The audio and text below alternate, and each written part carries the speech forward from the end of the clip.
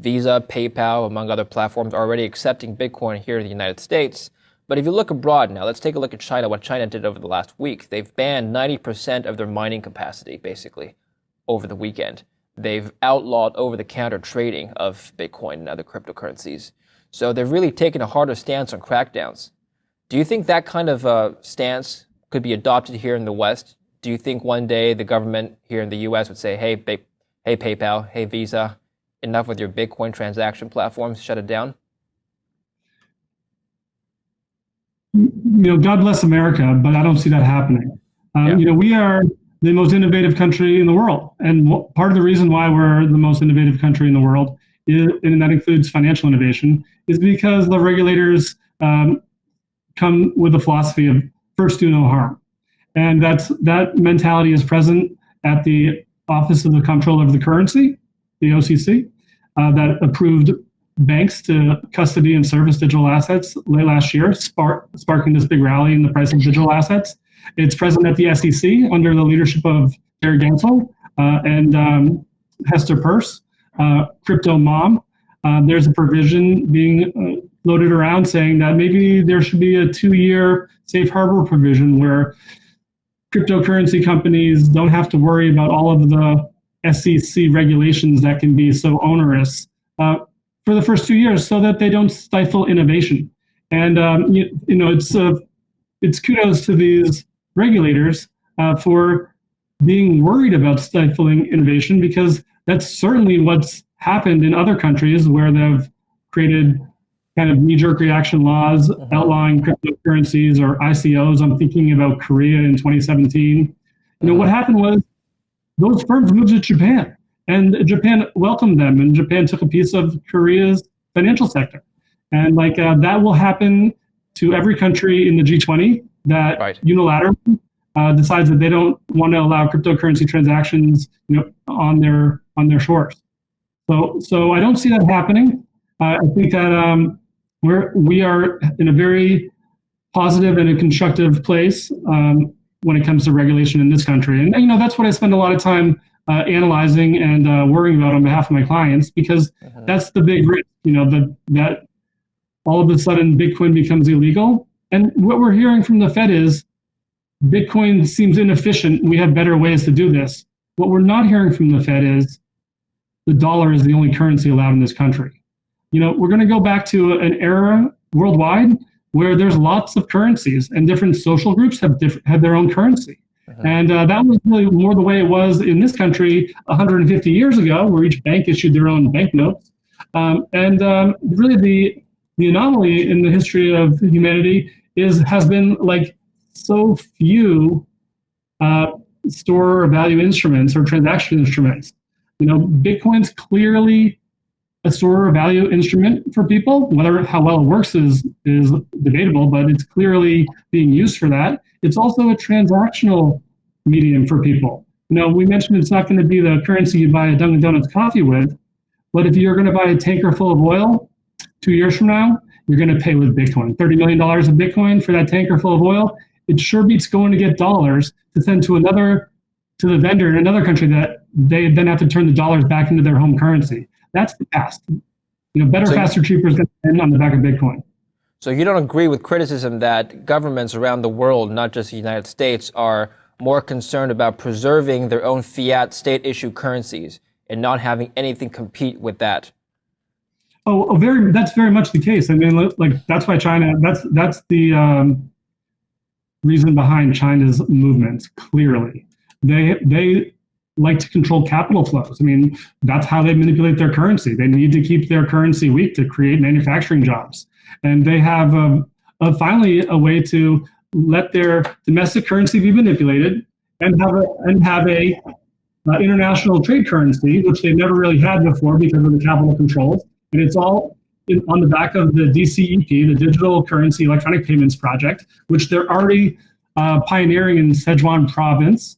And that's actually where they outlawed the Bitcoin mining as well. Bitcoin mining and Bitcoin is an affront to dictators, and it's an affront to communist economies.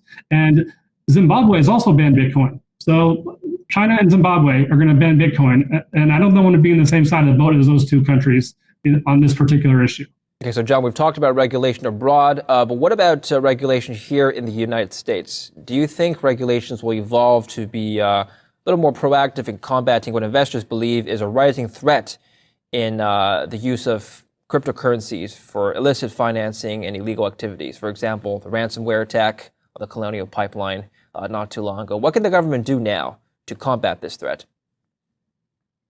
Yeah, it's an important question. And a year ago, the government was a little bit behind the eight ball when it came to kind of staffing out their cryptocurrency divisions. But that's changed dramatically in the last 12 months. There's been a real emphasis placed on getting cryptocurrency talent on board at regulators. We all know that the IRS is now tracking crypto transactions. It's easy to track crypto transactions. It's harder to triangulate who owns cryptocurrency wallets, but not that hard. There's firms like Chainalysis that specialize in doing exactly that, analyzing blockchains and figuring out who owns wallets. And then the IRS software can run and you're going to get a tax bill. It's really important to not believe that you're going to get away without paying taxes on your cryptocurrency. That was 2018, not 2019 and not 2020. But the more specific question about financial crimes, financial crimes are investigated by a group called FinCEN, stands for Financial Crimes Enforcement Network. And they're the guys that will go after you if you launder money. And they just made a strategic hire. They hired an executive from Chainalysis to come and run their cryptocurrency division. So they now have one of the smartest people in the cryptocurrency ecosystem working at the Financial Crimes Enforcement Network. And I would warn any listener that what looks like a private dark web transaction to you is not a private transaction. And I would not be surprised to see certain privacy-centric blockchains, such as Monero, being deemed illegal in this country, because there's only one reason to have them, and that is to conceal the identity of the offender. Yeah, that was my next question. There are privacy coins specifically for this reason, and you think they might be more heavily regulated. That's interesting. Look, I'm not claiming to be smarter than FinCEN. I just if I were to make create a wallet using a fake profile, how could they trace it back to my real identity? I mean, obviously they figured this out. I'm just curious. Yeah, so all of a sudden you've got 20 Bitcoin, and then you buy something with them, and it gets shipped to your house. Or you buy a Lamborghini, and they ask for your name, and all of this, and they triangulate purchases, and they can do it across an unlimited number of wallets. They're algorithms that find you, not humans. Or I could use it to finance hackers to attack infrastructure. Yeah, or you pay like something, you do anything that attaches to you with that money, or a version of that money 7 iterations from now, and they got you. So it's not as private as you may think. And if you're using a blockchain like Monero that's designed to conceal your identity, that's what senators have a problem with, and that's what they talk about. They talk about money laundering, and they talk about financing terrorists.